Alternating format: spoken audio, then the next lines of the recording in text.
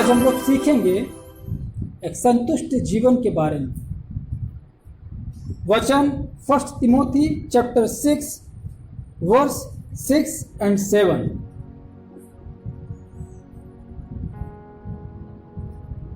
यहां पर परमेश्वर का वचन बताता है, पर संतोष सहित भक्ति बड़ी कमाई है, क्योंकि ना हम जगत में कुछ लाए हैं और ना कुछ ले जा सकते हैं। बाइबल कहती है मनुष्य मिट्टी से बना है, मिट्टी में मिल जाएगा, और परमेश्वर का आत्मा परमेश्वर के पास में लौट जाएगा। ना हम जगत में कुछ लाए हैं और ना कुछ लेकर के जाएंगे। और पौलुस अपने वचन के अंदर कहते हैं संतोष सहित भक्ति बड़ी कमाई है।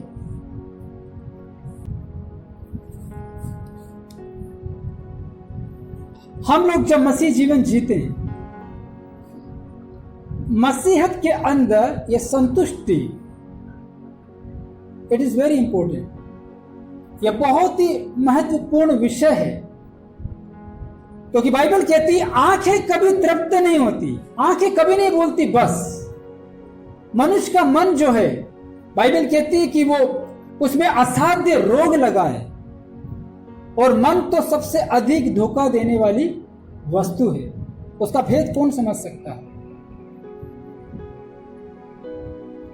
जब हम लोग मसीह जीवन जीते हैं, उस मसीहत के अंदर संतुष्टि इसलिए इंपॉर्टेंट हो जाती है क्योंकि प्रभु यीशु मसीह ने अपने वचन के अंदर कहा है। यदि हम लोग लूका 12:15 पढ़ेंगे, वहां प्रभु यीशु मसीह कहते हैं मनुष्य का जीवन उसकी संपत्ति की बहुतायत से नहीं होता। किसी का जीवन उसकी संपत्ति की बहुतायत से नहीं होता। वहां पर प्रभु यीशु मसीह के एग्जाम्पल देते हैं कि एक व्यक्ति था जिसने खूब धन इकट्ठा किया और उसने बड़ी जगह पर अपना सब कुछ सामान रखा इकट्ठा करके। परमेश्वर का क्या शब्द उसे मिला? आज ही रात को तेरा प्राण तुझसे ले लिया जाएगा। तो जो कुछ तूने इकट्ठा किया है वो किसका होगा? जब हम लोग मसीह जीवन जीते हैं तो हमारे जीवन के अंदर संतुष्टि इसलिए इंपॉर्टेंट, इसलिए महत्वपूर्ण हो जाती है क्योंकि एक विदाउट सेटिस्फेक्शन, संतुष्टि के जीवन के बिना हम परमेश्वर को प्रसन्न नहीं कर सकते। संतुष्ट ना होना इसका मतलब है संसार की अभिलाषा की तरफ खींचे चले जाना, या संसार को अपने पास में खींचना। और बाइबल कहती है जो संसार से प्रेम करता है उसमें परमेश्वर का प्रेम नहीं है। जो संसार का मित्र होना चाहता है वो अपने आप को परमेश्वर का बैरी बनाता है। यदि परमेश्वर का मित्र होना है तो संसार से बैर करना जरूरी है। यह पॉसिबल नहीं है कि हम संसार से भी प्रेम करें और परमेश्वर से भी प्रेम करें। कोई भी एक चीज का चुनाव करना होगा। दूसरा राजा 5:20 से 27 तक पढ़ेंगे हम। यह घटना है गेहजी के बारे में, जो एलिशा का टहलुआ था, जो एलिशा का दास था। और यह गेहजी जो बाइबल के अंदर, इजराइल के अंदर एक बहुत बड़ा भविष्यवक्ता था, उसका नाम था एलिशा। एलिशा वो व्यक्ति है जिसके ऊपर एलिया की आत्मा का दुगना अभिषेक आया था। दुगना अभिषेक एलिशा के ऊपर आया था, और एलिशा का जो दास था वो गेहजी था। यहां पर क्या होता है, इसका यदि 5:1 पढ़ेंगे, वहां बाइबल बताती है अराम के राजा का नामान नामक सेनापति अपने स्वामी की दृष्टि में बड़ा और प्रतिष्ठित पुरुष था, क्योंकि यहोवा ने उसके द्वारा अरामियों को विजयी किया था। वह शूरवीर था परंतु कोढ़ी था। अराम के राजा का नामान नाम एक सेनापति था। उस सेनापति का नाम था नामान, और बाइबल कहती है वो कोढ़ी था, प्रतिष्ठित पुरुष था, और बहुत सारी विजय उसके द्वारा उस अराम के राजा ने प्राप्त की थी। कई देशों के ऊपर उसने विजय को प्राप्त किया था, कई युद्ध जीत लिए थे। लेकिन उसके जीवन के अंदर एक कमी थी कि वो कोढ़ी था। सब कुछ था लेकिन वो कोढ़ी था। लेकिन इस घटना के अंदर हम लोग पढ़ेंगे, जब नामान को ये बात मालूम पड़ती है कि इजराइल के अंदर एक भविष्यवक्ता है जो मेरे कोढ़ को दूर कर सकता है, तो नामान जो है देर नहीं करता और एक बड़ी भेंट लेकर के बड़ी भेंट लेकर के, चांदी, कपड़े और ये सब भेंट लेकर के वो इजराइल में जाता है और एलीशा भविष्यवक्ता के सामने जाकर के खड़ा होता है और उसकी विनती ये रहती है कि वो आए और आकर के उसके कोढ़ को दूर कर दे, वो कोढ़ से मुक्त हो जाए। और बाद में क्या होता है, एलीशा अपने एक दूत को, अपने एक दास को उस नामान को कहने के लिए भेजता है कि यरदन के अंदर 7 बार डुबकी मार, तब तू चंगा हो जाएगा। और नामान जो है जाता है और यरदन नदी के अंदर 7 बार डुबकी मारता है और बाइबल बताती है वो चंगा हो जाता है। वचन 14 बताता है, तब उसने परमेश्वर के भक्त के वचन के अनुसार यरदन को जाकर उसने 7 बार डुबकी मारी और उसका शरीर छोटे लड़के का सा हो गया और वह शुद्ध हो गया। सोचिए, कोई व्यक्ति कोढ़ी है और वो व्यक्ति फिर से बहुत सुंदर और जवान हो जाए, उसके लिए कितने बड़ी खुशी और आनंद की बात होगी। ऐसा अद्भुत आश्चर्य कर्म परमेश्वर की सामर्थ्य के द्वारा यहाँ पर प्रकट हुआ कि यह कोढ़ी व्यक्ति पूरी तरह से चंगा हो गया और लड़के, छोटे लड़के के समान नामान सेनापति का शरीर हो गया, वो पूरी तरह से भला, चंगा और स्वस्थ हो गया। तो पुराने समय में जब भी कोई व्यक्ति किसी से मिलने के लिए जाता था, भविष्यवक्ता के पास में जाता था, वहां पर वो खाली हाथ नहीं जाता, भेंट लेकर के जाता था। तो यहाँ पर एलीशा भविष्यवक्ता के पास में नामान नाम का ये सेनापति जो कि कोढ़ी है, एक भेंट लेकर के आता है और उसकी भेंट जो वो छोटी नहीं है, उसकी भेंट बहुत बड़ी है। बाइबल यहाँ पर बताती है कि तब वह 10 किक्कार चांदी और 6000 टुकड़े सोना और 10 जोड़े कपड़े साथ लेकर रवाना हुआ। एक बड़ी भेंट। अब ये चंगा हो जाता है तो ये चाहता है कि ये भेंट में एलीशा भविष्यवक्ता को दे दूं, लेकिन एलीशा कहता, परमेश्वर के जीवन की सौगंध में तुझसे कोई भी भेंट नहीं लूंगा। तो चंगा हो गया है, ठीक है, कुशल से अपने घर को लौट जा, मैं तुझसे भेंट नहीं लूंगा। और एलीशा इस नामान सेनापति को, जो कि कोढ़ी हो गया था, इसको खुशी से विदा करता है, चंगाई के साथ में। नामान बड़ी खुशी के साथ में, आनंद से, बीमार आया था लेकिन आनंद के साथ में वो लौटता हुआ अपने घर को जाता है। लेकिन जो दास किसका था? वो एलीशा का दास। वो नामान सेनापति का, एक कोढ़ी व्यक्ति का दास नहीं था। वो किसका दास था? एलीशा का।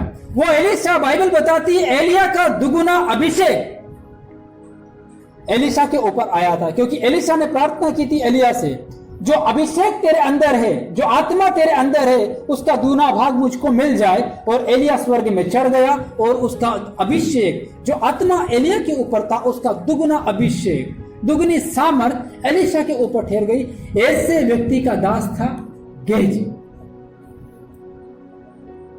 इतना बड़े भविष्यवक्ता के साथ में, एक ऐसे अभिषिक्त जन के साथ में चलते हुए भी हम देख रहे हैं गेहजी के अंदर कपट भरा हुआ है, उसके अंदर लालच है, लोभ है, संसार के प्रति प्रेम है। परमेश्वर का अभिषिक्त दास के साथ में चलते हुए भी उसका ध्यान परमेश्वर की तरफ नहीं है। बाइबल बताती है गेहजी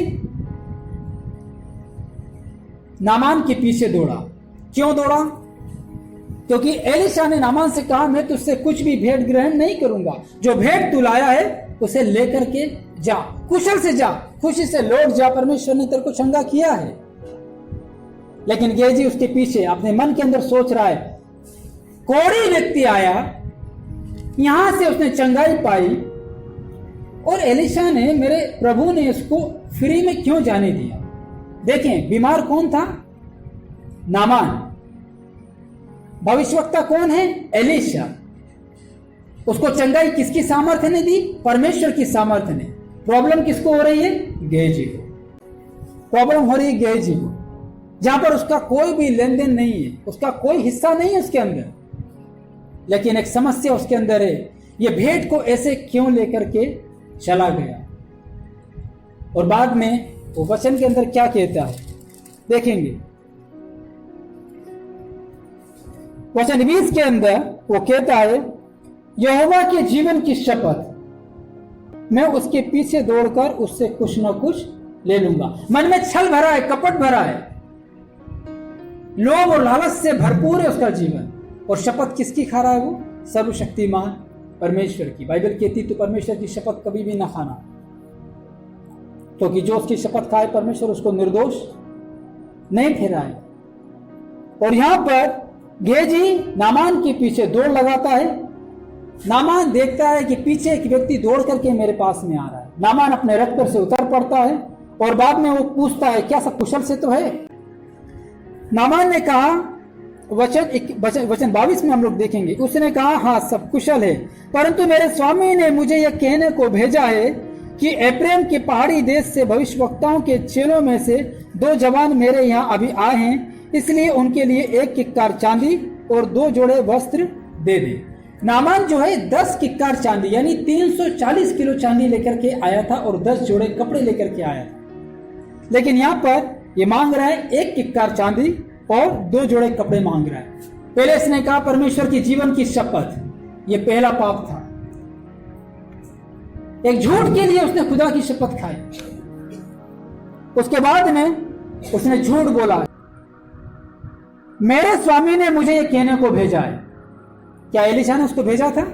नहीं, ये झूठ बोला उसने। उसके बाद में जो चीज उसने मांगी वो थी उसकी लालच। और वचन 23 के अंदर नामान कहता है खुशी से 2 किक्कार ले ले। नामान खुश है क्योंकि कोड़ी था और खुदा ने उसको चंगा किया है, ईश्वर ने उसको चंगाई दी है, एक नई जिंदगी दी है। वो खुश था। उसने कहा 1 नहीं 2 किक्कार ले ले। तब उसने उससे बहुत विनती करके 2 किक्कार चांदी अलग थैलियों में बांधकर 2 जोड़े वस्त्र समेत अपने 2 सेवकों पर लाद दिया और वे उन्हें उसके आगे ले चले। वचन 24 बताता है जब वह टीले के पास पहुंचा तब उसने उन वस्तुओं को उनसे लेकर घर में रख दिया और उन मनुष्यों को विदा किया और वे लोग चले गए। जो लालच से जो चांदी और कपड़े गेजी ने प्राप्त किया उसने चुपचाप अपने घर में रख दिया। और वचन 25 बता रहा है तब वह भीतर जाकर अपने स्वामी के सामने खड़ा हुआ। एलिशा ने उससे पूछा, हे गेजी तू कहां से आता है? उसने कहा, तेरा दास तो कहीं नहीं गया। झूठ पर झूठ, छल, कपट, परमेश्वर की झूठी शपथ खाना, सब कुछ इस व्यक्ति के अंदर भरा हुआ है। और किसके साथ में चल रहा है? यहोवा के अभिषिक्त के साथ में चल रहा है। एलिशा ने गेजी से पूछा, तू कहां से आता है? उसने कहा, तेरा दास तो कहीं नहीं गया। एलिशा ने उससे कहा, जब वह पुरुष यानी नामान, जब नामान मुंह फेर कर तुझसे मिलने को अपने रथ पर से उतरा तब से वो पूरा हाल मुझको मालूम था। तुम उससे क्या छुपा रहा है? सर्वशक्तिमान परमेश्वर का आत्मा मेरे ऊपर ठहरा हुआ है। अंधेरे की बातों को परमेश्वर का आत्मा मुझ पर खोल देता है। तू दिन की बात मुझसे क्या छुपा रहा है? एलिशा कहता है, मुझे सब कुछ मालूम था। और एलिशा एक बहुत बड़ी बात वचन 26 के अंदर कहता है, उसने उससे कहा,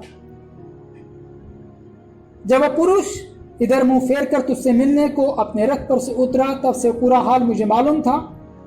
क्या यह समय चांदी या वस्त्र या जैतून या दाख की बारियां, भेड़ बकरियां, गाय बैल और दास दासी लेने का है? एलिशा कह रहा है, क्या ये समय है चांदी लेने का, सोना लेने का, दास दासी लेने का, जानवर लेने का, धन संपत्ति बटोरने का? क्या ये समय है?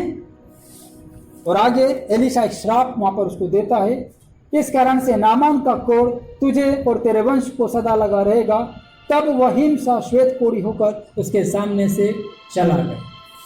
एक बहुत ही दर्दनाक और बहुत ही डरावना मंजर हम लोग यहाँ पर पा रहे हैं।